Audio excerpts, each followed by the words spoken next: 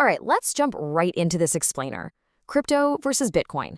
Over the next 7 minutes, we're going to build a really clean, totally jargon-free mental model to help you grasp the actual difference between the two. The goal here is to build a wholesome, rock-solid understanding of this topic so you can easily look past all the daily internet hype and see the real design choices operating under the hood. So, let's get into it. Now, before we even start comparing the two, we absolutely have to start with the fundamental problem both of these systems are trying to solve. You see, the easiest mistake to make is assuming the whole goal was just to invent digital money, but that's not really it. The real question we're trying to answer is how can people transfer value and trust those records without depending on one central boss or controller? To make that abstract idea a bit more concrete, I want you to picture a super busy city marketplace where people are trying to trade. The core challenge there isn't pulling digital money out of thin air. Actually, the real challenge is maintaining a completely shared record of who owns what and who paid whom, and ensuring nobody can unfairly change that record. And you have to do all of this without having to trust a single middleman or some central bank. That idea of shared trust, in a system where literally no single party gets to rewrite the rules, is the anchor for everything we're about to talk about. Notice how we're talking about Bitcoin not as a brand or some flashy stock ticker you see on TV, but as one highly specific mechanical design built to solve that exact trust problem. When you boil Bitcoin down to first principles, it's really just a system for keeping a scarce digital record totally honest, entirely without a central owner. And once you start seeing it as a mechanical design rather than some mysterious digital coin, it becomes so much easier to wrap your head around what it can and can't do. Let's really unpack those first principles. It's a shared ledger that uses digital scarcity, independent verification, network consensus, and aligned incentives to keep everyone honest. Think of it literally like a giant open notebook that anyone in the world can read, but nobody can secretly erase. Now, digital files are usually super easy to copy and paste endlessly, right? Well, Bitcoin uses a clever economic trick to create digital scarcity, meaning a specific unit can only ever belong to one person at a time. It pairs that with independent verification, meaning thousands of computers checking the math around the clock, so you never ever have to trust any single person. And the way these ingredients mix together is honestly brilliant. It essentially makes checking the rules significantly easier than trying to cheat. It ensures absolutely no single corner controls the whole record. The network settles on one valid history through consensus, which stops the record from fragmenting into a bunch of messy, different versions. And the glue holding the whole shebang together? Incentives. Bitcoin isn't running on goodwill or charity.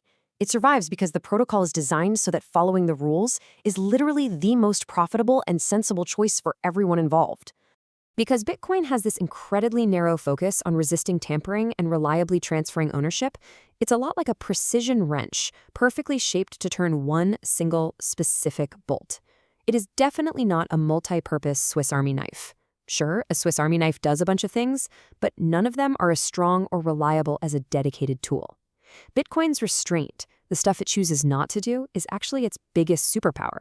It actively avoids trying to be everything, just so it can do one incredibly hard job extremely well. Okay, so what happens when we zoom out from Bitcoin into the broader, wilder world of crypto? Well, the focus shifts entirely from just money to complex coordination across digital systems. Coordination in this sense means getting thousands of people or even totally independent software programs to agree on something shared. We're talking about deciding who is allowed to do what the current state of an application is, or what should automatically happen the second a specific rule gets triggered. When you look at how this builds up, it's fascinating. Crypto systems take the exact same building blocks Bitcoin uses, cryptography, consensus, incentives, but they point them at completely different jobs. We're talking things like proving your digital identity, sharing the state of complex apps, or governing massive online communities. For instance, Bitcoin uses cryptography purely to prove you own an asset. Broader crypto, though, it might use that same cryptography to prove you have the VIP permission to enter a specific digital space. The tools are exactly the same, the jobs are night and day. In this massive new space, a token doesn't just mean currency. No way! It could represent voting power in a community, access rights to a platform, or literally a membership pass within a shared computer network. This is a huge conceptual leap from where we started.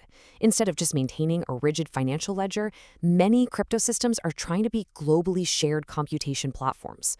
The goal is to build software applications that are incredibly hard for any one person or company to shut down, censor, or rewrite. This core distinction really hits the nail on the head. Bitcoin is essentially about the trustless ownership transfer of a thing.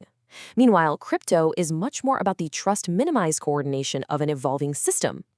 Think of Bitcoin as an asset. It highly prioritizes extreme security and bulletproof durability over everything else. Broader crypto systems, on the other hand, act more like platforms. They prioritize flexibility and programmability so developers can come in and build crazy new things on top of them.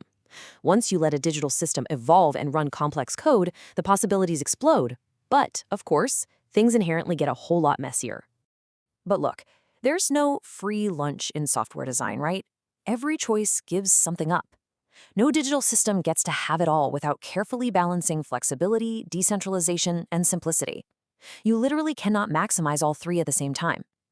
The more a system tries to do, the more it has to balance how many fancy use cases it can handle against whether it can stay perfectly understandable and secure without some central boss stepping in to manage the chaos. If you want rock-solid confidence in one narrow, unbreakable function, Bitcoin's simplicity is absolutely unmatched. But when you start demanding the vast range and capability of broader crypto systems, you inherently introduce a lot more complex friction. I mean, if you ask a highly simple ledger to suddenly wake up and behave like a complex voting engine or a global computer, things get complicated really fast. This is exactly why crypto isn't just a trendy synonym for Bitcoin. It's a massive design category packed with entirely different engineering trade-offs. Which brings us to one of my absolute favorite ways to think about all of this. You can think of Bitcoin as that highly specialized hardened wrench. The broader crypto category, that's the entire workshop full of experimental tools. Bitcoin isn't trying to be every single machine in the garage. And on the flip side, not every crypto project is just trying to be Bitcoin but slightly different.